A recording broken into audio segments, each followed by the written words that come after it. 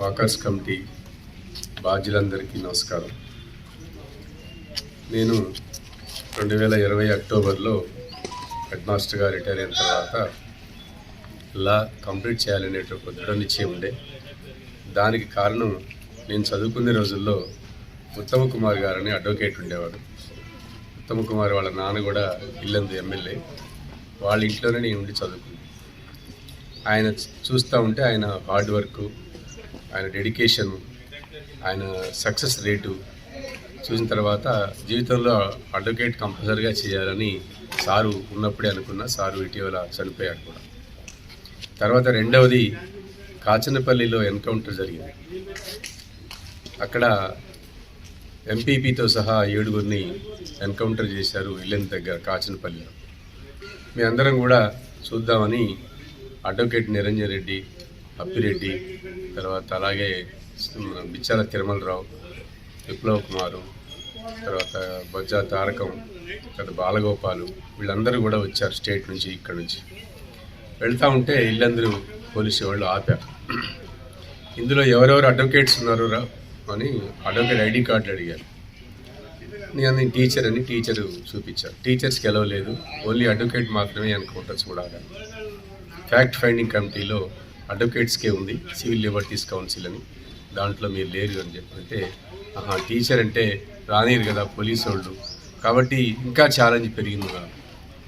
ఆ చిన్న చూపు ఎప్పుడైతే పోలీసు వాళ్ళు టీచర్ని తక్కువ అంచనా వేశారో, సరే రిటైర్ అయిన తర్వాత నేను చేయకపోతున్నా అని ఖమ్మంలోని మానేరు లా కళాశాలలో 2022లో చేరి ఇటీవల కంప్లీట్ చేసి మొన్న గురువారం రోజున హైకోర్టులో ప్రమాణ పత్రం తీసుకోవడం జరిగింది.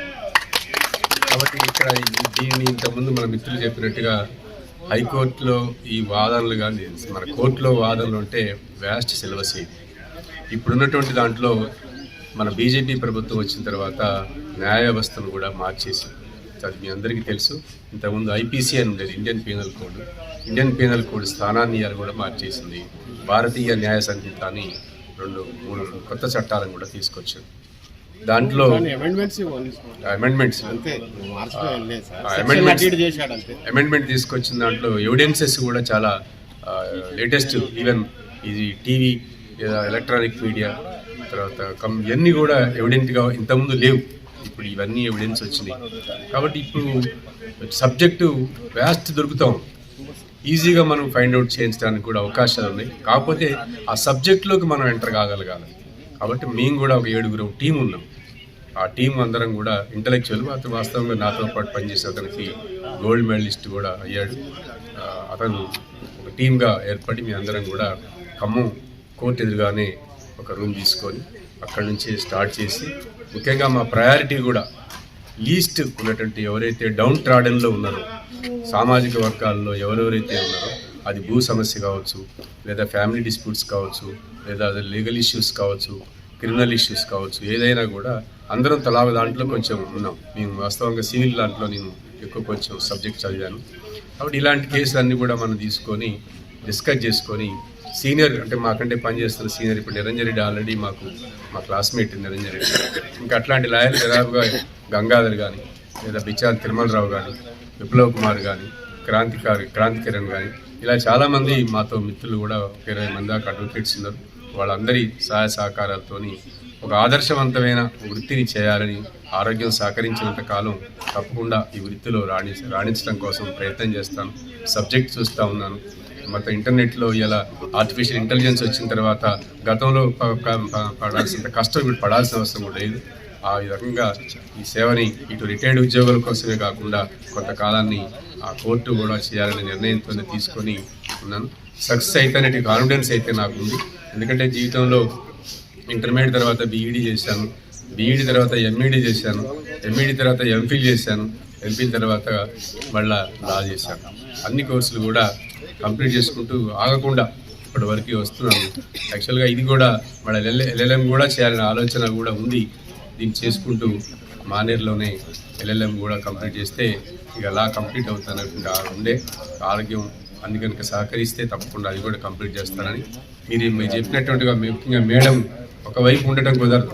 కేసు అంటే 2 వైపుల నుంచి ఉంటుంది. మనకి ఒక దొంగ వచ్చినా, ఒక క్రిమినల్ వచ్చిన వాడిని కూడా మనం రక్షించాల్సిన పరిస్థితి, ఒక విచిత్రమైన స్థితి కోర్టులో ఉంటుంది. కాబట్టి తప్పకుండా మాకు సాధ్యమైనంత తక్కువ నాలెడ్జే ఉంది దీంట్లో. మాకు ఆ నాలెడ్జ్ని ఉపయోగించి ఆ టీమ్ స్పిరిట్ ద్వారా లాయర్గా సక్సెస్ అవుతానని చెప్పి కాన్ఫిడెన్స్ ఉంది.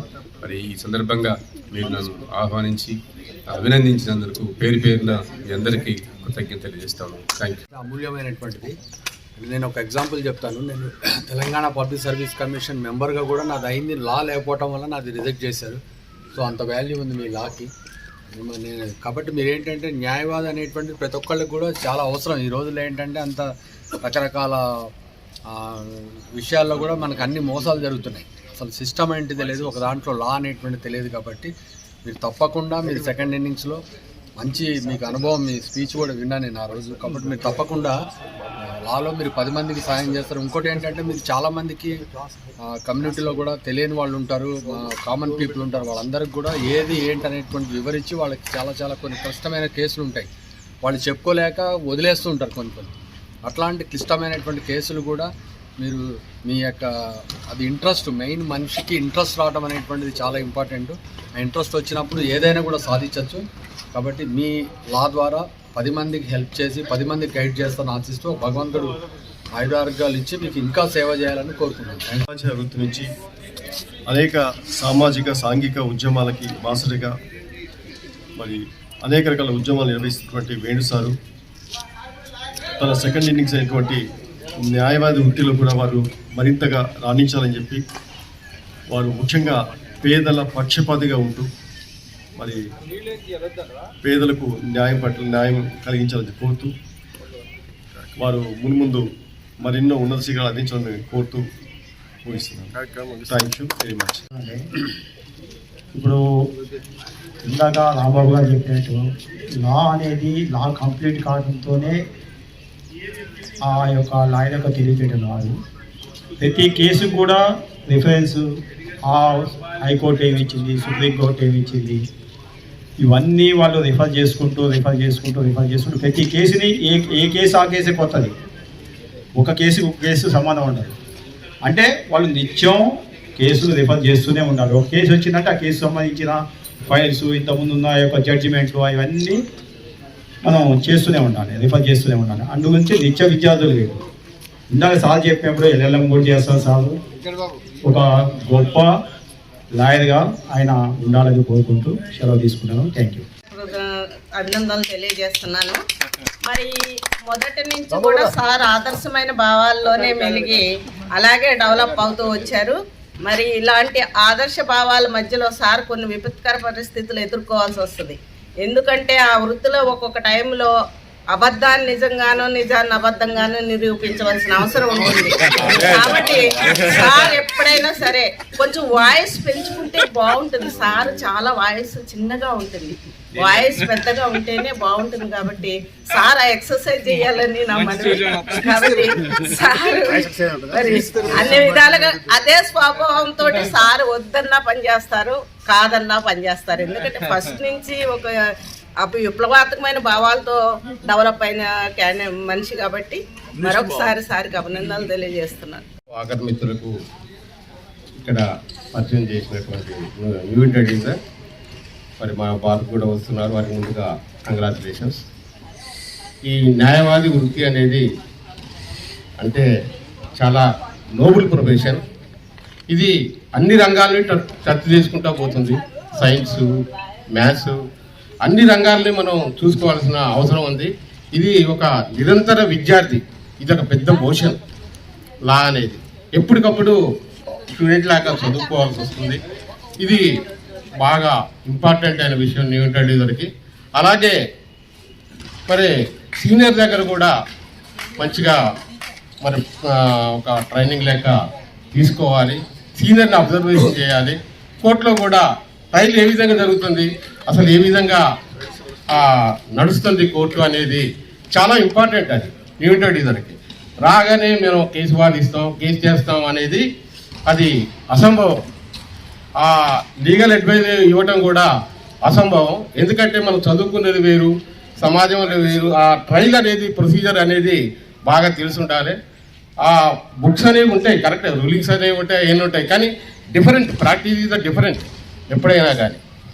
కాబట్టి మరి సార్ అనేది మరి సార్ సామాజికంగా మరి ఎదిగొచ్చాడు, ఆయనకు కూడా టచెస్ ఉంటాయి. కాబట్టి నేను ఒక్కటే చెప్తున్నాను, లా అనేది చాలా ఓషన్, నేర్చుకోవాలి. ఇది బాగా ఒక 20 years వచ్చిన తర్వాతనే, ఒక 10 years మినిమం 10 years వచ్చిన తర్వాతనే ఆ లా గురించి తెలుస్తుంది. కాబట్టి నేర్చుకోవడం అనేది ఇంపార్టెంట్. మామూలుగా ఈ సినిమాల లెక్క ఉండదు లా అనేది. లా అక్కడ జడ్జి కాగానే ఎప్పటి తీర్పులు అనేవి ఉండవు. అది మనం ప్రొఫెషన్, ఇది ప్రొఫెషన్ అంటే దాన్ని నేర్చుకుంటేనే మనం దాన్ని విజయం సాధిస్తాం. మరి రెండోది ఉంటుంది, అఫెన్స్ డిఫెన్స్ ఉంటాయి. కాబట్టి చాలా క్షుణ్ణంగా నేర్చుకోవాలి కోర్టులో, లేకుంటే మాత్రం చాలా ఇబ్బందికరంగా ఉంటుంది, మనం రాగానే చేయలేము. కాబట్టి నేను ఒకటే సార్కి చెప్తున్నాను, ఎవరి దగ్గరైనా జూనియర్గా ప్రాక్టీస్ చేయండి. మీరు అబ్జర్వ్